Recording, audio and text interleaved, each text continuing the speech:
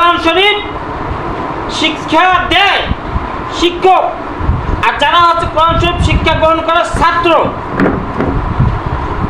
এখন কোরআন শরীফ প্রত্যেকটা মুসলমানকে শিখতেই হবে, শিখতেই হবে, কোনো বিকল্প ব্যবস্থা নাই। বাংলাতে পড়লে হবে, কিন্তু আরবিতে শেখার জন্য জান প্রাণ দিয়ে চেষ্টা করতে হবে। আমার বন্ধুগণ, আজকে মুসলমানেরা কোরআন হাদিস থেকে এত দূরে চলে গেছে, এতই দূরে চলে যাচ্ছে, যা বলতে গেলেও লজ্জা লাগে।